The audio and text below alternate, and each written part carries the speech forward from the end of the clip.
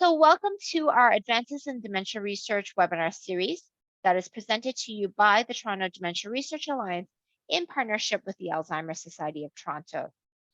These webinar series occurs every 2 months and discusses recent updates in dementia research and highlights dementia research studies occurring across Toronto. For those of you who are not necessarily familiar with the Alzheimer Society of Toronto, the Alzheimer Society of Toronto provides information, education, and support to people living with dementia and their families and friends, healthcare professionals, and the general public within the M postal code. We service all dementias, and a diagnosis or referral is not required to access our programs and services. All of our programs and services are offered in a variety of formats, from in-person to through Zoom, as well as the online education platform called Educate.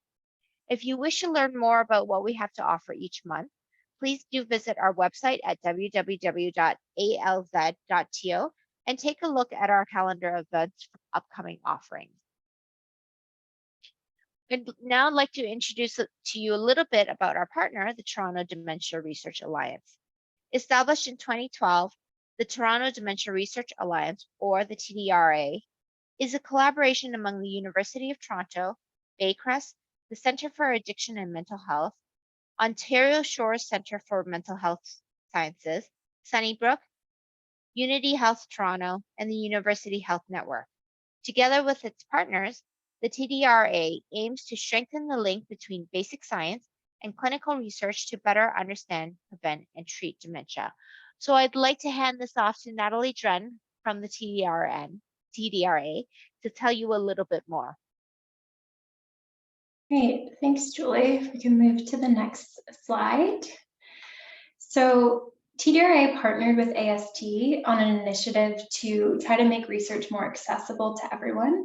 So the Toronto Dementia Network, or TDN, is a website that lists dementia-related programs and services across Toronto. And on this website, we created a section called Research Studies. And that section lists dementia studies that are open for participation across the city. Each study that is listed is led by one of our scientists, and it's been approved by a research ethics board. So on the site, there are studies for people living with Alzheimer's disease and other types of dementia, mild cognitive impairment, those at risk of developing dementia, and healthy volunteers and caregivers, among some other groups. The studies are all summarized in plain language, and if you'd like to check it out, the website link is shown here in orange, and information about the TDN can also be found on the AST and TDRA website. Okay, next slide. And when you're on the website, there are two main pathways. First, you could browse for a study using search terms, filters, or quick searches. When you find a study that you might be interested in, you can fill out the contact form and you'll be connected with the research team, and they'll be able to enroll you in the study if you're eligible. Or at the bottom here, if you're not sure where to start, you can fill out a questionnaire to be matched to a study. And any information you enter will be securely stored and protected. Next slide. Okay, and this is what the website looks like when you're on the page. If you're looking for something specific, for example, Alzheimer's disease studies, you can type it into the search bar along the top, and you can either hit submit with that term or apply more filters like the type of study, the age group, or the study location, and then hit submit. Alternatively, you can use the quick search buttons we have in the blue boxes to make things a little easier. Or if you'd rather fill out a questionnaire to be matched to a study, you can click the Match Me to a Study quick search box or scroll to the bottom of the page, and you'll see this orange button that says Can't Find a Study You're Interested in, and that will also take you to the questionnaire to fill out. So each study summary describes what the study is about, who can participate, the location, and the time requirement, and that's all in plain language. So the study being discussed today will be listed on the TDN in the coming weeks, so you'll be able to read more about it there and connect to the study team if you haven't done it directly already. Okay, next slide. Great, so we're grateful to be joined today by Dr. Jennifer Rabin, who is a clinical neuropsychologist and scientist in the Hurwitz Brain Sciences Research Program at the Sunnybrook Research Institute. She is also the neuropsychology lead for the Harquail Center for Neuromodulation at Sunnybrook and an assistant professor in the Department of Medicine at the University of Toronto. So welcome, Dr. Rabin, and we look forward to hearing your talk. Thank you so much. I'm just going to share my slides.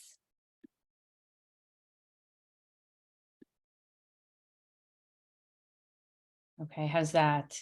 Great, I can see them. Okay, can you hear me okay? Yes. Okay, so thank you for the introduction. It's a pleasure to be here today and to tell you about risk and protective factors for Alzheimer's disease and dementia, and also about how your lifestyle can protect your brain. Alzheimer's disease remains one of the most feared consequences of aging. And I think that part of the fear around this devastating disease stems from the fact that it's often thought there's nothing we can do about it. Despite researchers knowing about the disease for more than a century, there are still no effective treatments to stop or prevent the disease. But what if I told you that I have a way for you to preserve your brain and your cognitive health into old age so that you can reduce your risk of developing Alzheimer's disease and dementia? So today I'm going to tell you about this approach. And specifically, I'm going to tell you how your lifestyle choices can impact your brain and cognitive health. But before delving into this topic, I first want to give some background information on Alzheimer's disease and dementia, just to ensure that we're all on the same page. Often when I talk to people from the community, there's some confusion about the difference between Alzheimer's disease and dementia. I wanted just to take a minute to explain these terms. Dementia is an umbrella term used to describe a syndrome or a collection of symptoms. The dementia syndrome refers to a decline in thinking abilities or cognitive abilities that is severe enough to interfere with someone's day-to-day activities. And Alzheimer's disease is the most common cause of dementia. So it's the disease that causes the dementia syndrome. And because it's the most common cause of dementia, it's likely why that it's so often confused with the term dementia. However, there's actually many causes of dementia, and I've listed a few here, though this list is certainly not exhaustive. Alzheimer's disease is defined by the abnormal buildup of two proteins in the brain. One is called amyloid or amyloid plaques, and the other is called tau or tau tangles. And so you can see these two proteins here in the brain of someone who passed away with Alzheimer's disease. And the buildup of these two proteins in the brain leads to the death of brain cells, which causes the brain to shrink and ultimately leads to problems with memory and thinking abilities. Now, while there's debate about the cause of Alzheimer's disease, most researchers believe that the disease unfolds in a very, very stereotypical way. So first, we start to see accumulation of amyloid, one of those proteins I showed you on the previous slide. And the buildup of amyloid then leads to the accumulation of tau, that other hallmark protein of Alzheimer's disease. And tau is very toxic to the brain and causes brain cells to die. This leads to tissue loss throughout the brain, resulting in cognitive decline and eventually dementia. And today I'm going to talk about how our lifestyle choices can affect this chain of events. So the plot that you see here describes the trajectory of normal aging and Alzheimer's disease. So the solid black line over here represents the trajectory of normal aging, and the dotted line here represents the trajectory of Alzheimer's disease. The first point I want to make is that Alzheimer's disease is not a normal or inevitable part of aging. In normal aging, thinking and memory skills decline slowly over time, as you can see here. However, these changes are not very severe, and they don't interfere with day-to-day activities. So you can all rest assured that some degree of forgetfulness is completely normal as we get older. So it's completely normal to have difficulty remembering the names of an acquaintance or to forget a few details of a conversation you had with a friend or your doctor last week. However, it's not normal to have difficulty recalling the names of immediate family members or to completely forget that you went to the doctor or met up with a friend last week. So these are the kinds of memory difficulties we see in Alzheimer's disease. So we now know that amyloid and tau, those two hallmark proteins of Alzheimer's disease, begin to accumulate in the brain at least 15 to 20 years before an individual presents with dementia. So this means that by the time someone is diagnosed with Alzheimer's disease by their physician, they've likely had the disease for more than a decade. And we know from other diseases like cancer and stroke that treatments enacted early in the disease are the most effective. So we need to take the same approach in Alzheimer's disease. We need to intervene in the preclinical or the asymptomatic stage of the disease so that we can stop or slow the disease long before individuals have damage to their brains and problems with their thinking. But how do we identify these asymptomatic individuals who are on the Alzheimer's disease trajectory? After all, they don't have any memory or thinking problems.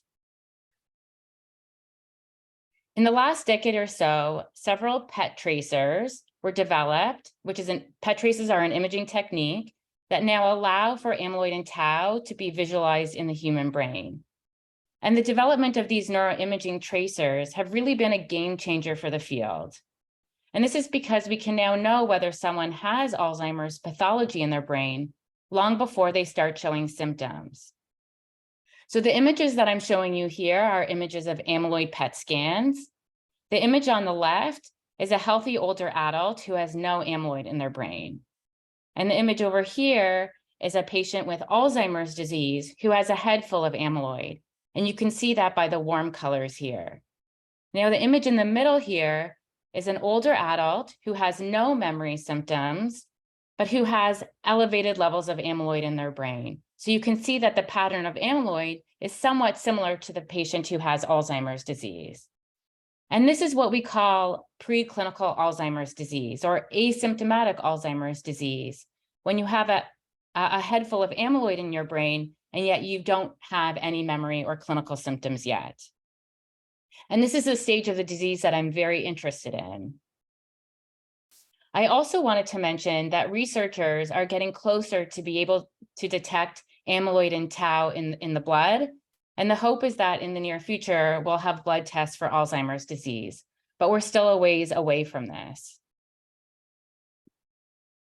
So I wanted to talk a little bit about what happens to someone's memory abilities or their thinking abilities if they have high levels of amyloid in their brain. Again, that very earliest stage of Alzheimer's disease. So these are data from the Harvard Aging Brain Study. This is an ongoing longitudinal study of healthy aging and preclinical Alzheimer's disease. So this is a study I worked on during my postdoctoral fellowship. So I want to walk you through this plot. So on the x-axis here, I have time in years. So participants in this study were followed up to 6 years. And on the y-axis here, I have a memory. I'm representing memory. And just to point out, a score of 0 means that you have normal memory, and lower scores represent worse memory performance. Okay, this red line represents people who have a lot of amyloid in their brain, and this blue line represents people who have little amyloid in their brain. And what you can see here is that at the beginning of the study, both groups started off at 0, indicating that they had normal memory performance. But over time, we see decline in the people who have a lot of amyloid in their brain, and actually improve performance in people who don't have amyloid in their brain. And what we think is going on over here is a practice effect. So if you give healthy people the same test year after year, they're likely going to get better on those tests. So now I'm showing you the same data, but I've divided the group into low amyloid and high amyloid, okay? And these lines look a little bit less steep than these lines here, just because I've extended this range, okay? So what I want to show you now are the individual data points. So these black lines represent the group averages, and they're made up of these individual data points. So each of these lines represent an individual in the study, and then the length of the line represents how long they've been followed in the study. So focusing on this high amyloid burden group, so that group who's in the earliest stage of Alzheimer's disease, but still clinically normal when they start in the study, you can see that the group declines, but actually when you look at the individual lines, some people's performance remains relatively stable, and some people's performance actually improves. And this is really the crux of what I want to understand. Why are some people more susceptible to the effects of amyloid than others? Or to flip this around, what are the factors that can protect us against further progression of Alzheimer's disease in individuals with elevated amyloid burden? So if you think back to that progression of Alzheimer's disease I showed you earlier, we want to prevent patients from accelerating through these stages, and stop the progression right at the elevated amyloid stage. So we now know that lifestyle factors can influence the likelihood of developing dementia. And I'm curious whether people have any idea of what percentage of dementia cases can be attributed to lifestyle factors. So I don't know if everybody is muted, and maybe we want to keep it that way. If anyone wants to take a guess, or maybe we can just all think of the answers to ourselves.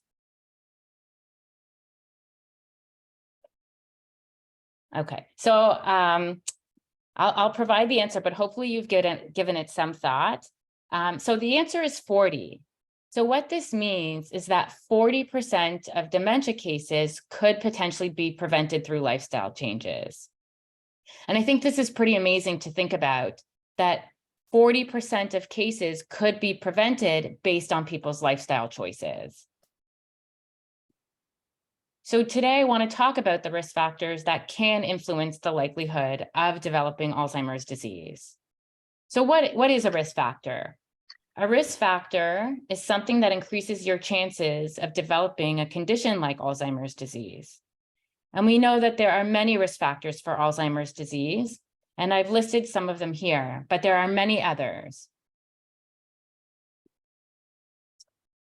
So there are some risk factors for Alzheimer's disease that we can't change.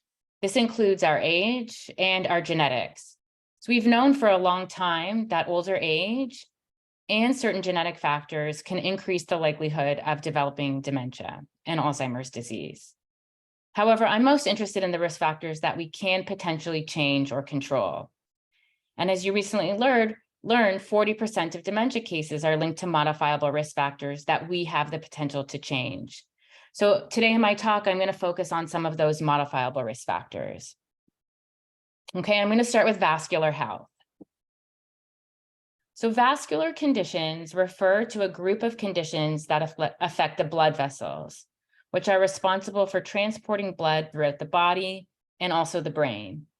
Vascular conditions include things like high blood pressure, high cholesterol, obesity, diabetes, and smoking. And each of these conditions on their own can increase the risk of Alzheimer's disease.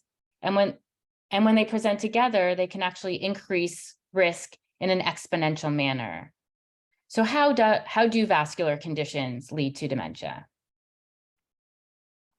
So the brain is outfitted with a rich supply of blood vessels, which are necessary for the delivery of oxygen and nutrients.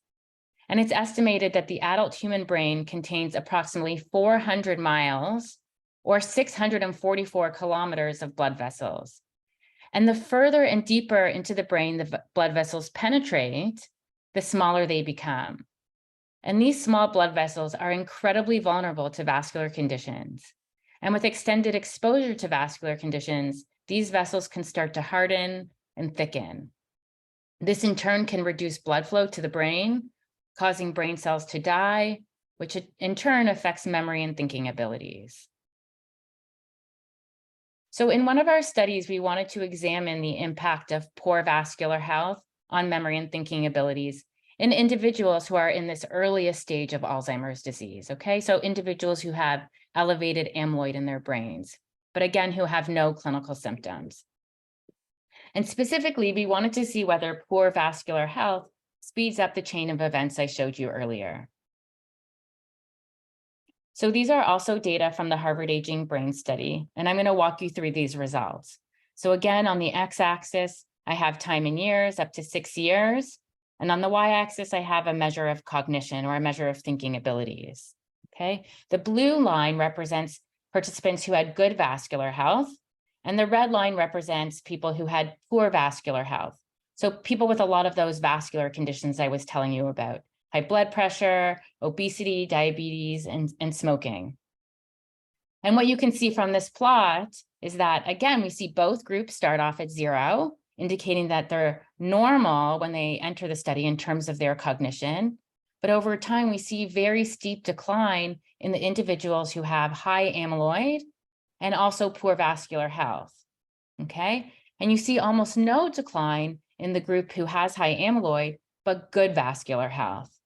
And so what these findings suggest is that the presence of these vascular conditions can accelerate cognitive decline and shorten the time it takes to go through those chain of events so that people reach the dementia stage faster.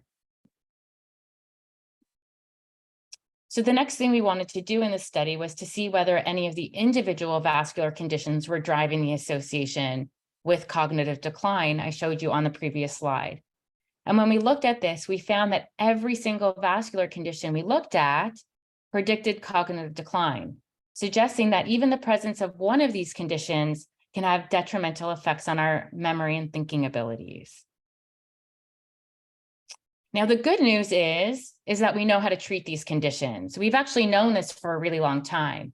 So we know how to treat high blood pressure, high cholesterol, obesity, diabetes, and we have effective strategies to help people quit smoking. So I've listed a few things here that you can do to ensure that your vascular health is optimized. So one is keep up with routine doctor visits so that these conditions can be monitored on an ongoing basis. Also, if you've been prescribed medication for any of these conditions, these medications should be taken as directed. We find that people are prescribed these medications and are to take them on a daily basis, but patients don't often do that. We also recommend eating a healthy diet and exercising regularly, since these lifestyle factors can reduce the likelihood of developing these conditions. And if you forget or can't remember the details of what I've shared today, a good rule of thumb is that whatever is good for the heart is good for the brain. Okay, I think the cardiologists have done a really good job at how to have good heart health, and heart health translates into good brain health. So again, what's good for the heart is good for the brain. The next risk factor I want to speak about is something called low cognitive reserve. Okay, so cognitive reserve refers to your brain's ability to cope and keep working even in the face of damage from diseases like Alzheimer's disease. Okay, and researchers think that engaging in mentally stimulating activities throughout your life can help build up high cognitive reserve. So let me introduce you to Sister Mary, who was enrolled in a study in 1986 that examined thinking abilities in a group of nuns. Nuns were chosen as subjects in the study because of their similar and relatively clean lifestyles, making it easier for researchers to isolate the factors that influence memory decline. So Sister Mary was passionate about education, and she continued teaching well after her official retirement at the age of 84. She was an avid reader, she was very social, and she remained heavily involved in community activities until she died. Now, when Sister Mary passed at the age of 101, she had a brain autopsy, which showed advanced Alzheimer's disease. So her brain was filled with those plaques and tangles I showed you earlier. Now, at the time, this was very surprising to the researchers because until the very end of Sister Mary's life, her scores on thinking and memory tests were better than those of adults 30 years younger. And she barely declined from her own scores in previous years. And so this study showed for the first time that engaging in mentally stimulating activities over the course of one's life can allow one to build up cognitive reserve, which can help protect the brain against diseases like Alzheimer's disease. And this phenomenon of cognitive reserve or engaging in mentally stimulating activities has now been replicated over and over and over again by researchers. So because of these findings, researchers now recommend keeping your mind active throughout your whole life and especially after you retire. It's not entirely clear which activities are most beneficial for the brain, so researchers recommend engaging in any challenging activity that you enjoy. So the reason researchers recommend engaging in activity you enjoy is because you're much more likely to do an activity that you enjoy than one you don't enjoy, and then you're more likely to keep your brain active on a regular basis. So this can include anything from playing challenging games like bridge or chess, learning a new instrument or language, completing a crossword puzzle, a jigsaw puzzle, reading a book, or even socializing with family and friends. So again, it really doesn't matter what you do as long as you're challenging your brain. So the next risk factor I'm going to speak about is physical inactivity. Several studies have now shown that regular physical activity or exercise can significantly reduce the risk of developing Alzheimer's disease and dementia.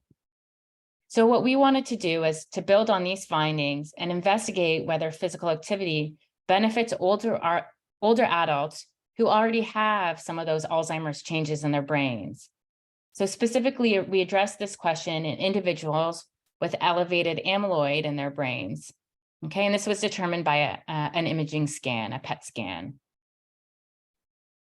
So at the beginning of the study, we gave participants a pedometer that they could wear on their waist for 7 days so that we could track how many steps they took each day. And this was our measure of physical activity. Okay, and then every year we measured participants' memory and thinking abilities. And here's what we found. So again, hopefully you're getting used to looking at these plots. You can see again on the x-axis here, I have time in years. And this study was done a little bit later, so we have a bit more data on our participants, just over 6 years. And then we have memory performance on the y-axis, okay? The blue line represents participants who engaged in a lot of physical activity or took a lot of steps. And the red line represents participants who were quite sedentary, so took fewer steps. And so again, you can see at the beginning of the study, memory performance falls at a score of 0, which indicates that participants, when they entered the study, had normal memory and cognition. However, over time, we see a rapid decline in the participants who had high amyloid and low physical activity, and almost no decline in the group who had high amyloid but engaged in physical activity. Okay, so these findings suggest that physical activity can protect against Alzheimer's related cognitive decline and delay the onset of dementia. So if you just look at the differences after 6 years of where these two participant groups are, I think it's quite impressive. Where this group ends up is in the range of what we would classify as mild cognitive impairment, whereas the high physical activity group is largely still in the normal range of memory abilities. So when it comes to physical activity, researchers recommend finding activities that you enjoy, again, because you're much more likely to stick with an exercise regime if you enjoy it. So you might want to opt for activities that you can do with other people. So things like walking or dancing. And we know that when you choose social activities, you're not only exercising your body, but also your mind, which we also know is good for brain health. And it's also a good way to encourage each other to exercise more often. So current guidelines suggest at least 150 minutes per week of physical activity. However, it's important to remember that even shorter durations of physical activity can still be beneficial.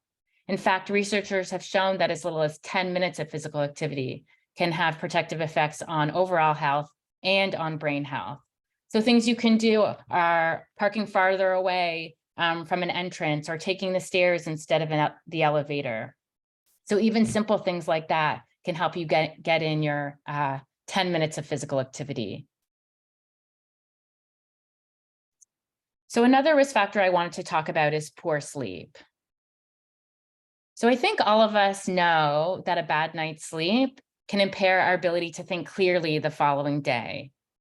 However, research has also shown that getting too little sleep can increase the risk of developing Alzheimer's disease and dementia. And one important finding that's emerged from the literature is that sleep might be particularly important for clearing out harmful toxins from the brain. We think that when the brain is asleep, it's optimized for washing away harmful waste proteins that build up during the waking hours. So you can kind of think of it like a dishwasher that turns on at night. And one of the waste products that the sleeping brain clears is amyloid, that early protein that builds up in the brain. So again, here I'm showing amyloid, and that's what we want to clear out. And again, if we're able to clear out this earliest protein, we might prevent these subsequent steps. So in one study, the authors examined the association between excessive daytime sleepiness and amyloid accumulation over time. And the authors found that participants who reported excessive daytime sleepiness, thought to be a marker of a lack of sleep, showed greater amyloid accumulation over a 2-year period. So you can see here, the researchers looked at different brain regions, and this is the change in amyloid over a 2-year period. And the group with excessive daytime sleepiness are those represented in these lighter gray boxes. And you can see that amyloid accumulation was faster in the group with daytime sleepiness compared to the group that didn't have daytime sleepiness. And so these findings support the idea that sleep might help clear amyloid from the brain and therefore reduce the risk of developing dementia or Alzheimer's disease. So just some tips in terms of good sleep hygiene. We know that going to bed at the same time each night and getting up at the same time each morning is really helpful for maintaining our circadian rhythms and getting a good night's sleep. Sleeping in a dark bedroom, a quiet bedroom, and one with a comfortable temperature can also promote sleep. We know that the blue light associated with electronic devices, so things like computers and TVs and smartphones, can interfere with our circadian rhythms. And so researchers recommend avoiding these devices for about 2 to 3 hours before going to sleep. And again, another benefit of physical activity is that it actually can reduce the time it takes to fall asleep at night. Okay, so the last risk factor I'm going to speak about is hearing loss. So I really wanted to include this one here because I think this is one that many people don't know about. And in fact, we just learned about the connection between hearing loss and dementia in the last number of years. So recent studies, as I've just mentioned, have found a link between hearing loss and an increased risk of developing dementia. Hearing loss actually accounts for 9% of dementia cases. So this was the #1 risk factor, accounting for the greatest number of cases. Now, the exact mechanisms behind the connection between hearing loss and dementia are really not well understood, but there's a few ideas. So one is that hearing loss is tied to depression, and depression is another risk factor for Alzheimer's disease and dementia. Another idea is that hearing loss is tied to an increased risk of falling, and falling is another risk factor for dementia. Social isolation is also tied to hearing loss. We know that when people experiencing hearing loss, they tend to be frustrated in social situations, and this can cause them to withdraw and become more socially isolated. And then another idea is that there's a common pathology or common abnormal protein that develops in the brain that causes both hearing loss and dementia. So researchers are looking into this. So in terms of what we can do, one large longitudinal study found that dementia risk was not increased in people who wore hearing aids. And another study found that memory declined less after initiation of hearing aid use. So the recommendation is to go for hearing tests on a regular basis, and especially go for hearing tests if you're having some difficulty hearing. Because we know the research is pointing to the idea that hearing aids may be able to offset the progression to dementia. So just to summarize those risk factors I've spoken about, there are many things we can do to preserve our brain and cognitive health and protect ourselves from dementia. I've mentioned a few of these in my talk so far. So they include managing vascular health, engaging in physical activity, keeping our minds active, getting a good night's sleep, and using hearing aids for hearing loss. So I wanted to spend the last bit of time just talking about some of our ongoing research projects. Canada is one of the most diverse countries in the world, And I find it very surprising that cognitive impairment and risk factors for cognitive impairment have mostly been studied in white samples in Canada and the US. And this gap in knowledge is quite problematic because the limited prior work in this area suggests that some non-white ethno-racial groups may be at higher risk for Alzheimer's disease. So there are data from the US suggesting that African Americans are twice as likely than white populations to have Alzheimer's disease, and Latino or Hispanic Americans are about 1.5 times as likely. The reason for the higher rates of Alzheimer's disease among these groups remain unclear, but may relate to differences in risk factors. That's what researchers are thinking. So you can see here that relative to white populations, African American and Latino Americans are more likely to experience vascular conditions. So things like strokes, obesity, heart disease, high blood pressure, and diabetes. And as you've all learned today, all of these conditions are also risk factors for Alzheimer's disease. While individuals who self-identify as Black or Hispanic form a large part of the United States population, in Canada, the largest non-white ethnic groups include individuals of South Asian descent and individuals of East Asian or Chinese descent. And despite these groups being among the largest and fastest growing ethnic groups in Canada, they are significantly underrepresented in Alzheimer's research. Now, interestingly, we know that there are differences in the vascular profiles of these two understudied groups. So relative to white individuals, South Asian Canadians have a higher prevalence of heart disease, stroke, a greater burden of vascular risk factors, so things like diabetes and hypertension, high cholesterol, and also visceral fat, so fat around the abdomen area.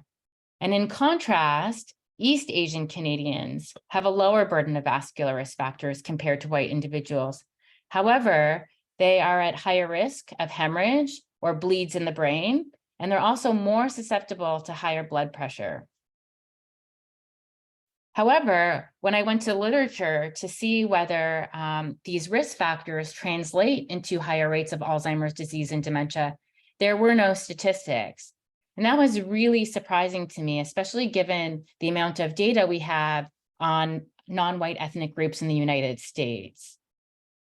And so this led us to launch the CAMERA study, which stands for Canadian Multi-Ethnic Research on Aging.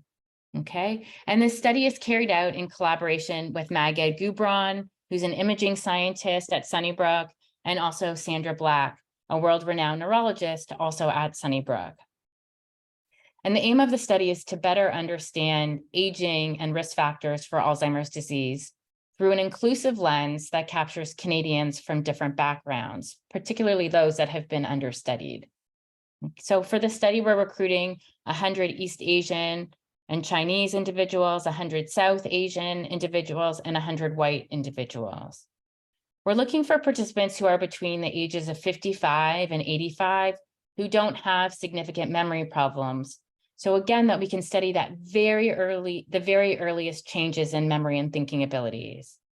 Now, one of our criteria is that participants must be sufficiently fluent in English.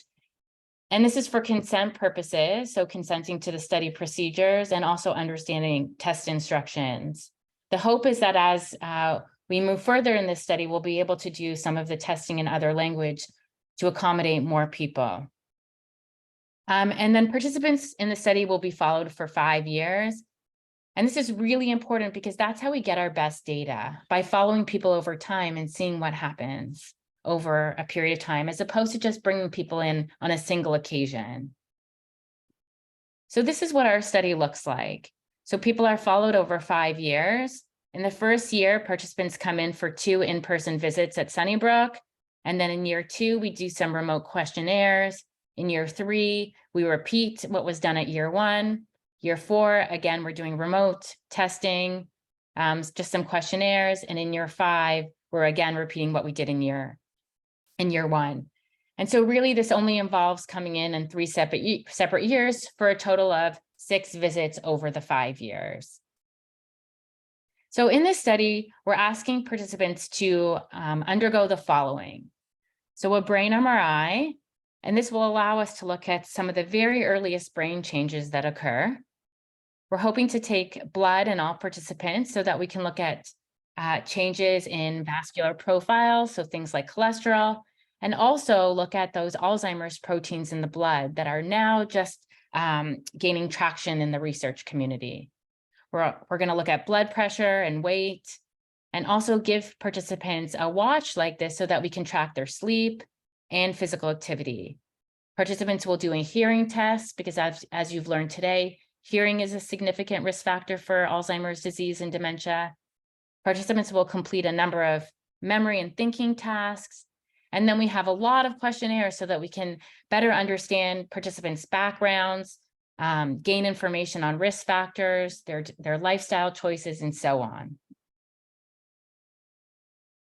So in terms of our participants, we launched the study about a year ago, and to date, we've recruited 31 individuals who identify as East Asian, 22 who identify as South Asian, and 15 who identify as white, for a total of 68 out of our 300. So we're definitely making progress, but we're looking for more participants. So what are the benefits of participating? So given the time, I'm going to go over this somewhat quickly. But one of the main reasons is to advance scientific knowledge. We can't learn about Alzheimer's disease, dementia, early changes in healthy people unless we study these changes and people come in to be participants. Another benefit is regular health monitoring. So because our participants undergo brain scans, blood results, and cognitive testing, we review all of these results. And if there's anything that looks out of the ordinary, we contact participants. So we have a neuroradiologist who reviews all the MRIs. And if there's something concerning found, we let participants know. Also, if participants want to be informed that nothing was found, we can let them know that, which can be very reassuring. We have a study nurse on our study. So if participants want to talk through their blood work, they can speak with our study nurse. She can make recommendations about medications and high blood pressure. We communicate with family physicians. We're happy to send blood results to family physicians as well as to participants. And then finally, the cognitive results. So we review everything. And if there's any concern that participants are not falling in the normal range as they should, we, with permission, we will send the results to a family physician. And in all of these cases, if abnormal results are found, we really try to expedite referrals to specialists at Sunnybrook. So in some ways, we're making our participants healthier. You can also, in this study, you can help contribute to personalized medicine. So we are learning that certain genetic factors, that certain ethnic backgrounds, that certain lifestyle choices can all affect the progression of Alzheimer's disease. And unless we study this, we won't know what types of interventions different people will benefit from. Hopefully, participants find some personal fulfillment in participating and helping us further science. And then also we offer financial compensation for the study, about $50 per session, in-person session. And we also cover the cost of parking and snacks. So we provide snack vouchers to use at Sunnybrook because we don't want to incur any cost to our participants. So if you're interested in learning more about the study, feel free to email us at this email address. You can also learn about our study at this website here. Maybe I'll just leave this up for a second in case anyone wants to jot that down. Maybe we could also send it out in case people are interested, because it's not yet up on the Toronto Dementia Network website yet. And then with that, I just want to thank you all for listening and for your attention. And I'm happy to take questions. And here's my personal email address if you'd like to email me and ask any questions that don't get answered today. So thank you very much.